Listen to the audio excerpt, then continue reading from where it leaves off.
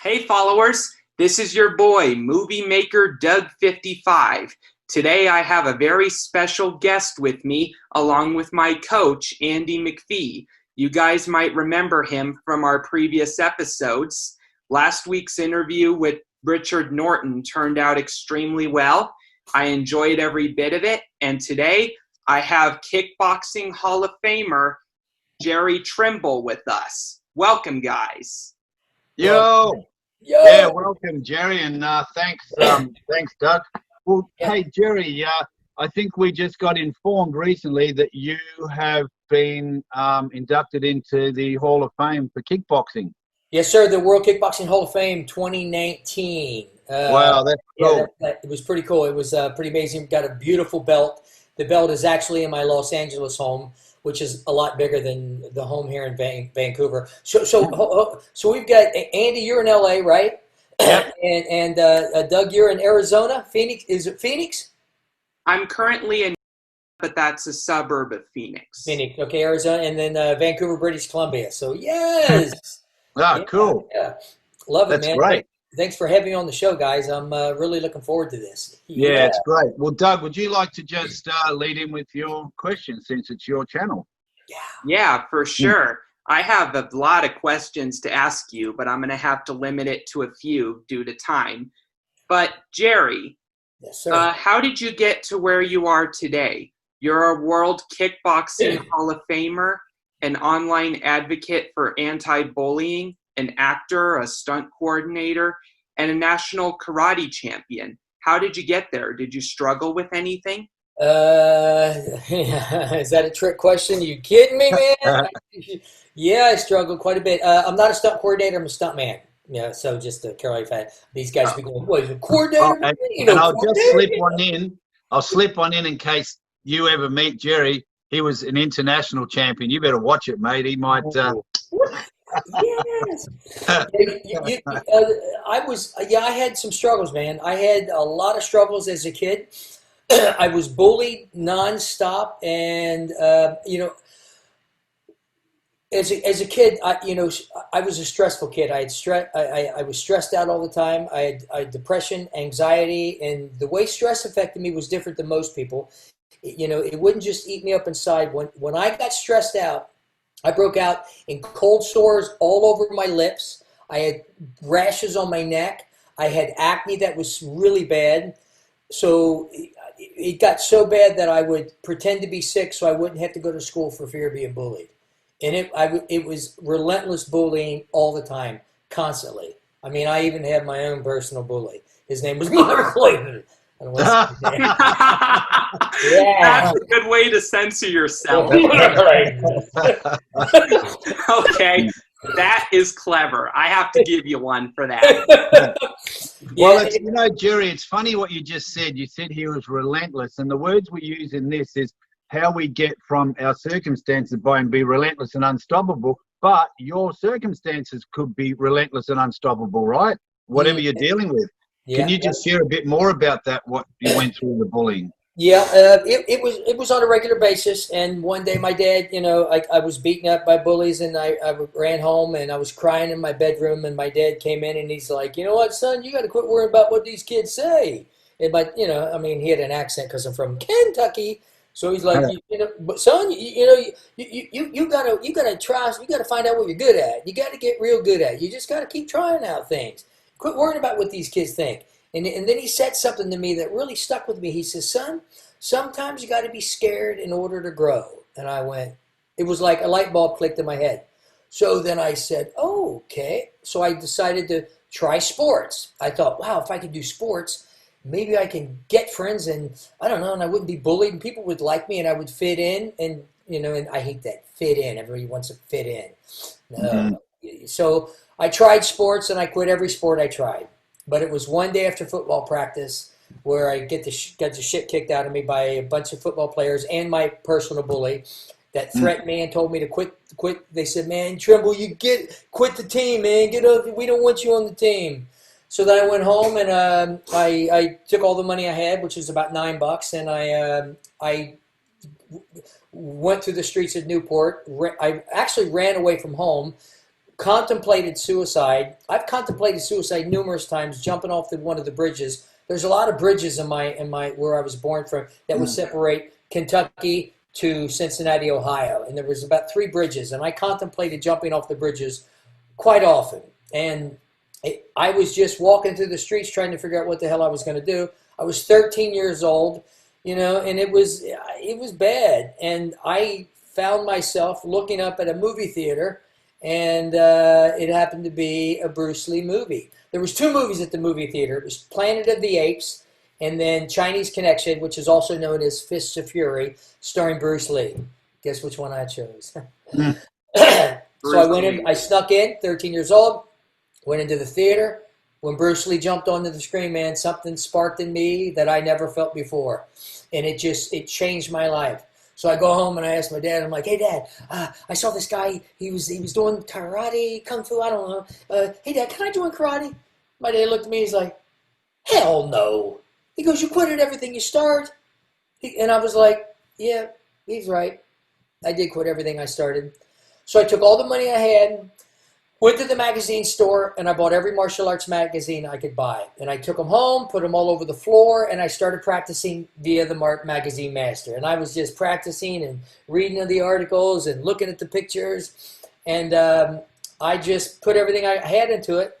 And then about 2 months later, for my 14th birthday, my parents, they heard me jumping around upstairs, and they're like, what the hell are you doing up there, son?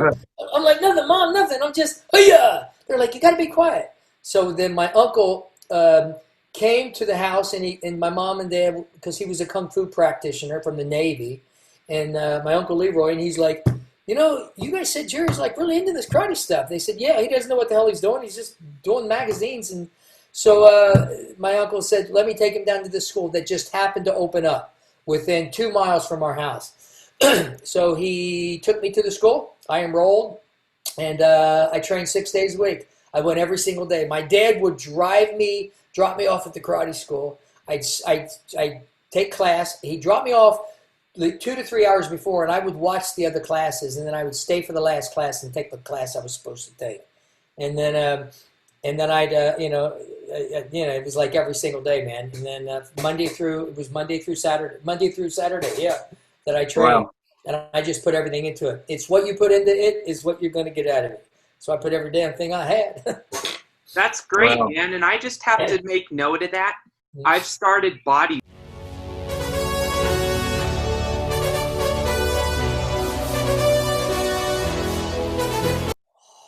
Whoa, how often do you train? I train twice a week. Nice, nice. And you were at one time, how much did you weigh? 320 pounds, and that was because I had a sugar addiction. Sugar addiction. Wow. And how much do you weigh now?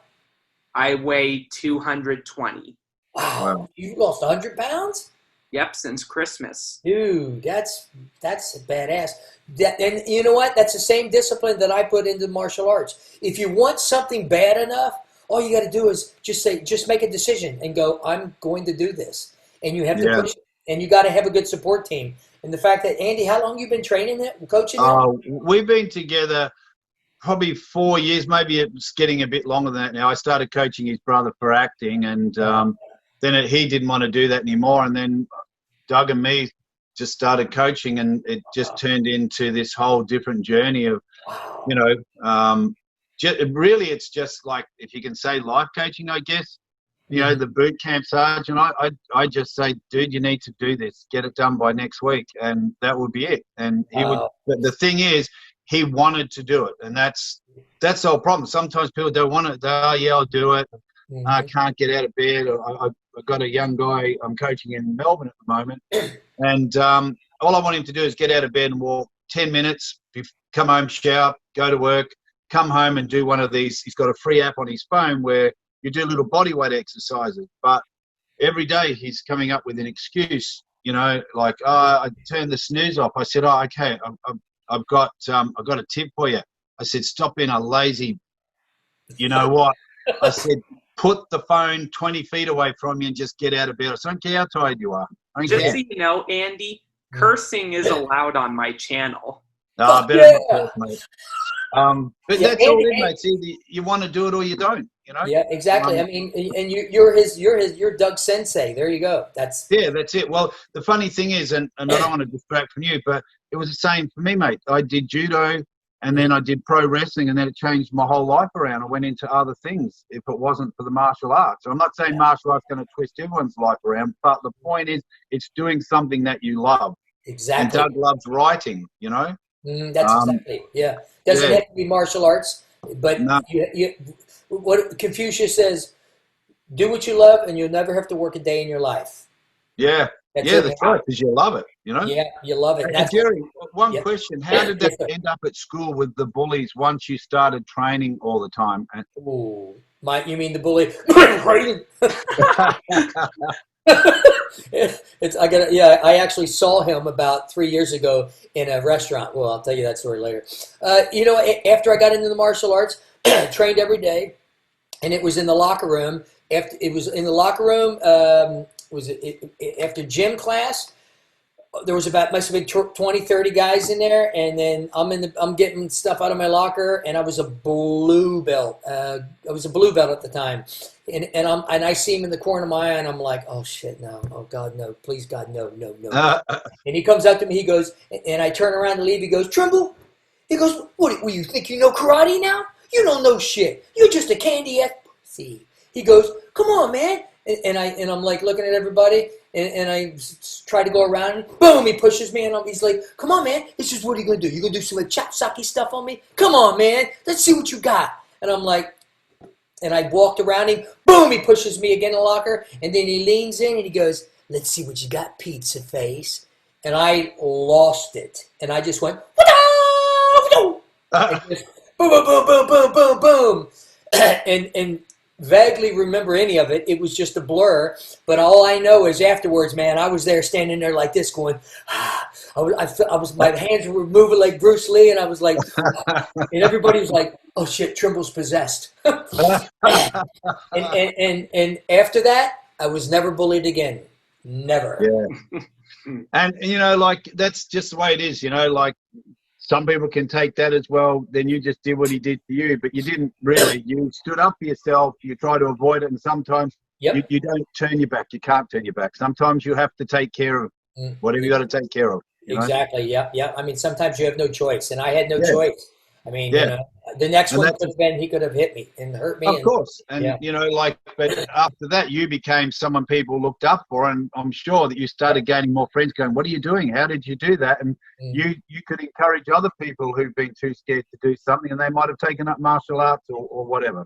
Yep. Yeah, it was funny because I did my first martial arts demonstration that I ever did. It was at 15 years old at a high school, and this is when I knew that I wanted to be a motivational speaker and wanted to talk to kids and work with kids. Is after I did a demonstration, I broke boards, I talked about martial arts and motivation, and the kids were coming up to me that were like my age and older, going, man, that was great, man. Whoa, you really inspired me, man. I want to do this, or I want to like learn this. And what you just said, it's not about martial arts, it's about finding something you love to do and giving it your all. And when you do that, everything, confidence and everything happens, man. Yep. Hey, well, Jerry. look, and this, sorry, Doug, I'll just quickly jump into this. Hold that question.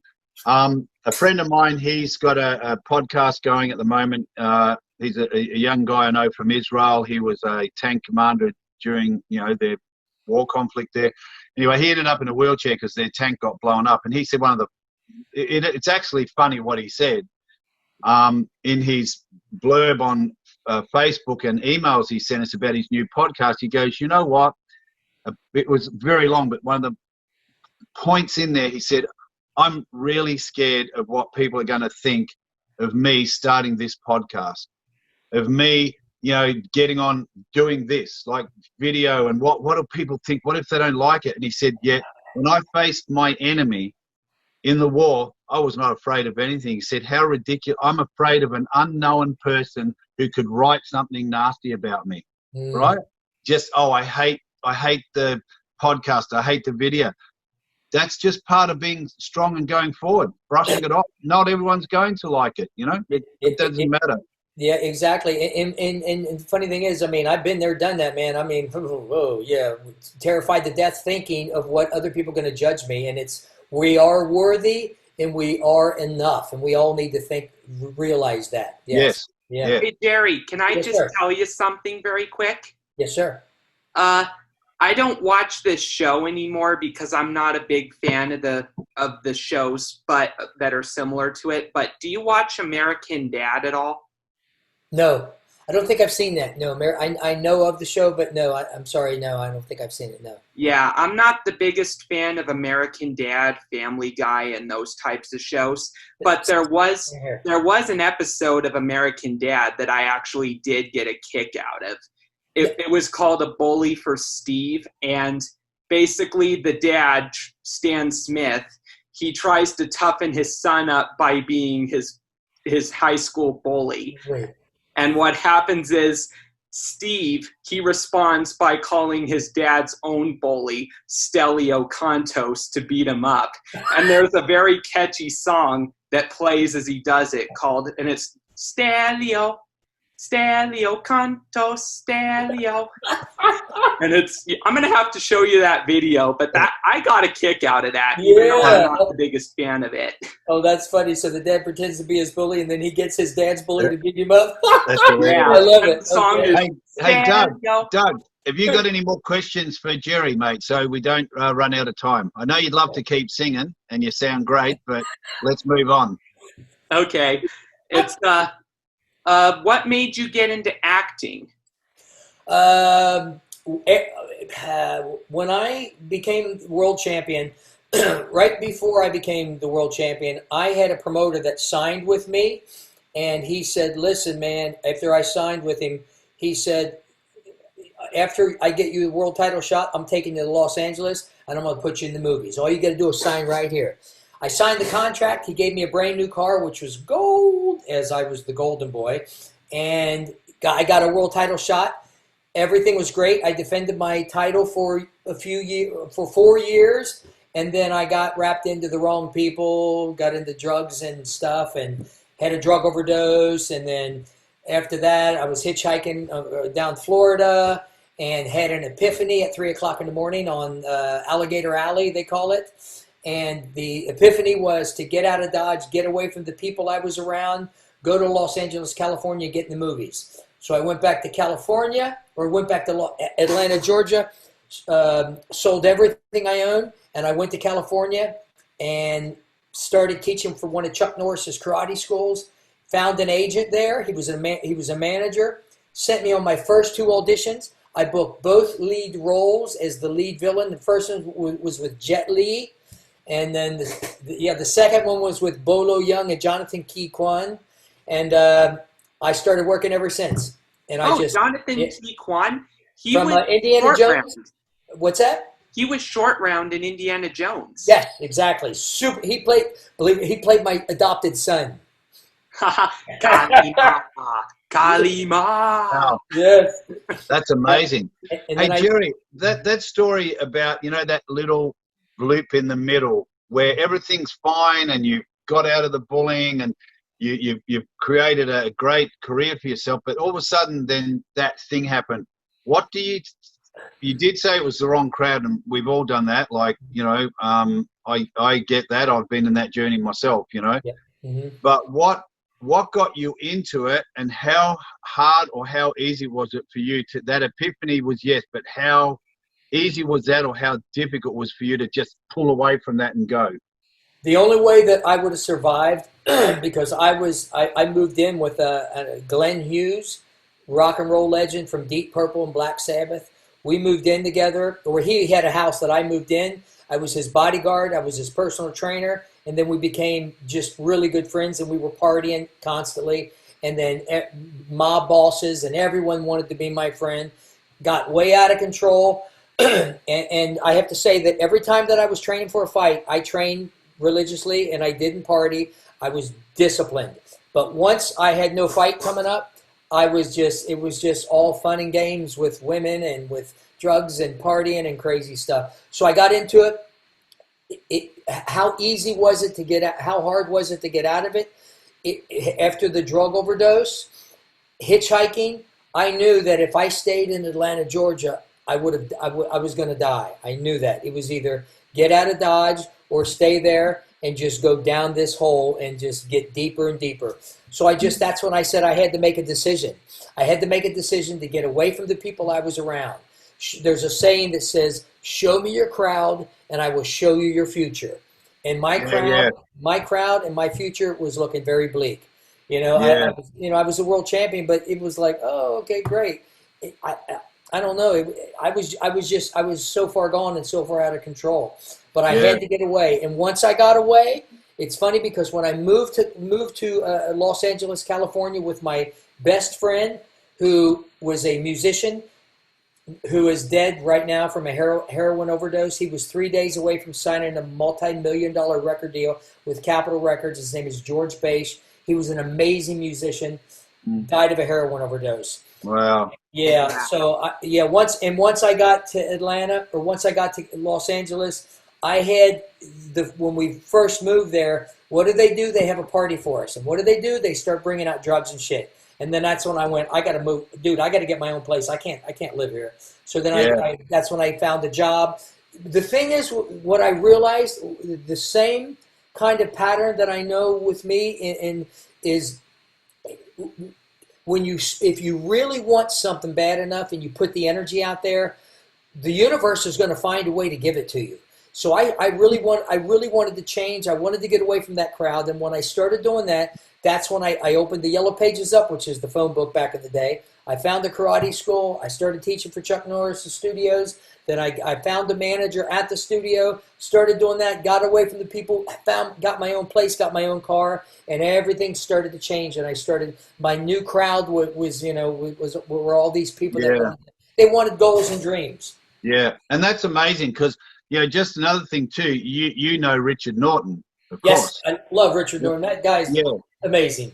And that's the funny thing, because I met you at an acting class, but then the dots started joining, and now Richard, I met him on a film, The Condemned. But it's like you just said, the universe will bring everybody into you if you've really got the intention. Now, when you said you had to get out of Dodge, I would refer to Doug as when he was in deep depression and anxiety and ended up in hospital twice at the age of 16. Somewhere in there, I would suggest, Doug, that you had to get out of Dodge, meaning you had to get out of that. Your Dodge, your drugs were the depression, not fitting in. Your autism was your drug in a way, like it's the thing that you allowed to pull you down. But you got out of Dodge. And how did you get out of Dodge, Doug? How did you move forward to get out of that to get where you are now? Well, first of all, one of the things I didn't like about the hospitalization, as I told you, was I had to watch shows like Barney and the Teletubbies because the kids were younger than me. But after that hospitalization, I just didn't want to feel bad anymore. I wanted to enjoy life again. And so when I graduated from high school, I went on a journey to rediscover happiness. And I discovered that what makes me happy aren't personal possessions. It's experiencing things like going to national parks and going to NASCAR races. And when I go to NASCAR, I've had a streak since 2015 of meeting at least one driver per race that I've gone to. And that's always made me happy. And you interview those drivers as well, right? Yes, on my channel, Oh my God. That is so cool, brother. So it's a great analogy that whatever you're dealing with, we all have to find out, it's time to get on that horse and get out of Dodge, because otherwise it's sadly it's not gonna end up good. Not gonna end up good at all. No. It's not gonna end up good. And Jerry, how did you keep on that track? Once you got on that good track, was there any temptations at all that come in, but you were strong enough to go, nah, and then you started mentoring, youth and talking about bullying, and that grew into another area. How did all that start? Well, the temptations were constant, and temptations were constant, and they kept coming my way. And what kept me strong and what kept me disciplined was to keep focusing on exactly what I wanted. See, the thing is, as I started going down that hole in Atlanta with the drugs and the bad people and stuff, once I started going down that hole, I noticed that I stopped working on myself. I stopped meditating. I stopped visualizing. I stopped journaling. I stopped doing all these things that were helping me to communicate with myself. I basically got away from myself. And then once I moved to Los Angeles and I got into an acting class and I started hanging out with different people, I started once again writing in a journal. I started visualizing, meditating. I started really getting back into working on me. I started training. When we work on ourselves and we work on everything about, that is good for us, your energy changes, your aura changes. And I just started putting more time into myself, and that enabled me to be able to resist temptation. What do they say? Temptation resisted is a true measure of character. And before my character was going, I didn't like my character. I didn't like who I was. I started liking who I was again. I started putting time into myself. I started working. And also, you said the vibe. Your tribe is your vibe. You've got to mix with good people. I mean, I turned around to Jerry in an acting class, and I just straight out said, "Hey, man, are you a fighter?" That's what I said. That was their introduction. He goes, "Yeah, I am," and that's how we met. Because just be authentic, Yeah. I had a feeling he was, and I love the fight game. I've been in it, and that's how we became friends. So your vibe will, and we've been friends for a really long time now. Long time, yeah. I mean, it's if you want it bad enough and you just put forth the effort, I'm not a religious guy, but I'm a quotes guy. And one of my favorite quotes is from the Bible, Matthew 7:7. Ask and you will receive. Ask the universe. Pray whatever you pray to. Ask for it. Ask for it. Ask and you will receive. Seek and you will find. Seek. Put the energy out. Learn about it. Study it. Knock and the door will be open. If you ask for it and you seek it, you learn about something, you keep asking for it, and you put the energy out, the opportunity is going to come there. That door is going to knock, boom, you're going to open it up, and man, the opportunity is going to be there. So what you put out, you get back. That's it. Yeah, and then, 100%. And that's where Doug is too at the moment. Like he's growing every day, like every single day. Like this. Okay, we organized this. I said, Doug, we need to get your story out. And Doug edits everything. He does flyers. Like he's doing everything. And, it's not about being the best quality videos. It's about sharing real stories that someone might never have heard of someone and go, wow, man, that's I relate to that. This is, if it can help someone out there go, wake up. What are you doing? Exactly. That's what this is all about. And everybody's story is powerful. Everybody's. Yes. Everyone has a story. Yeah. And then, well, you got any more questions just before we finish, Doug? Yeah. My question is, what do you advise on becoming a background actor for Hollywood? A background actor for Hollywood. Okay. Are you speaking for yourself? Yeah, because I want to get into background acting. Okay. Why? Just curious. Yeah, I always ask that. Why? I want to get involved in the film industry. I'm already a screenwriter, but now I want to get into actual background acting. Well, I mean, there's the guy that talked to you right there. I'm sure he can dial you in with some possibilities. With the entertainment business, Google it, research it, study it. Find the fact that you're putting it out there, you're going to come across someone that's going to be able to dial you in. There are agents for background actors, correct, Andy? Yes. Yeah. And it's a good place to start. Start at background and get to know the layout of everything. Like start at a white belt. You don't start at black. You start at white. Exactly. So background, and when you love it, like take classes, and who knows what happens. You just got to keep the intention going. Yeah. So check out my screenplay that I published this year. Yes. What's it called, Doug? It's called Ray Guns of Kronos, War on Claudiusville, Part 1, The New Heroes. How long did that take you to write? 4 months. How many pages? 715. 715. How many pages? And here's my other one, Mose and the Great Escape, based on the biblical story of Moses.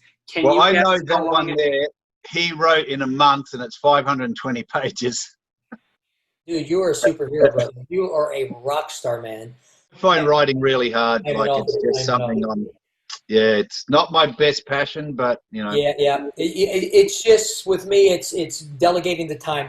I've got so many different things and so many different areas working on. But we just moved, so I'm in a new place right now. Yeah, that's why you see nothing on the walls. It's pretty empty. But now that I'm getting organized and I now have a bigger office, everything is going to Great. be fast. I thought you were just a broke actor, mate. You couldn't even put photos up on the wall. Yeah, we were downstairs and we moved from downstairs to upstairs, which is a much bigger place. We got a fireplace, we got a backyard, we've got Cool, everything. man. So nice. So yeah, so now I'm a little more organized, and hopefully next time I talk to you guys, and it all started, Jerry, from when you're that kid at school who relentlessly got bullied, that got tired of it, and you end up where you are now with a life that you're creating. You know. Yeah, I'm blessed. That's it. Yeah. I'm so blessed, man. Yeah. Well, Doug, you can sign us out, man. Jerry, truly, man, really appreciate you coming on and sharing. You know, I know it was a quick life story, but it's enough to inspire, and you know, it's going to hit somebody out there. It hits me. It's great. I love hearing it. You know. Yeah, we'll do it again. We'll do it again. We'll do it for sure. Yeah, let's do it again in the future, and this time do a anti-bullying message. Yeah, that'd be great. Yes, yeah. Specifically on bullying. That's a good idea. Yeah. Because I'm outspoken against bullying myself. You know what? It's funny. Not funny. I hate bullying, and I used to say I hate bullies. But we weren't born a bully. We weren't born bully. We weren't born mean. We weren't born angry or negative. We weren't born with all these issues. We learned them, and if we can learn them, we can unlearn them. So people that are bullies, they got issues. They got problems and shit. They can be changed and stuff, and that's why working with kids that are been bullied, and then working with kids that are bullies. I love working with kids that are bullies. I love working with both realms, but it can be fixed. I'm with you. It can be fixed. Totally. Yeah. Well, thanks, Jerry. Appreciate it, mate. Doug, thank you for sharing your bits, and sign us out, mate. So, everyone, let's thank Jerry Trimble for coming on board. He's a great guy, and I got a kick out of him. And please, whenever you have a chance, check out my book on Amazon, From Green Flags to Blue Flags 2, The Amazing Comeback of an Autistic Spokesperson, which is in the top 15 in the United Kingdom for special needs biographies and the top 5,000 internationally. Woo! You're my hero, brother. You are my hero, man. Yeah. Thank you. Good on you, mate. You're a great role model. Keep it up. Both of you guys are great role models. Keep it up. Yes. Yeah, you too, Jerry. Thank you, brother. Thanks, mate. Take care. Love you guys. See you later. Bye. Have a good one. You too. Take care, buddy. Bye-bye. Thanks, guys. Bye.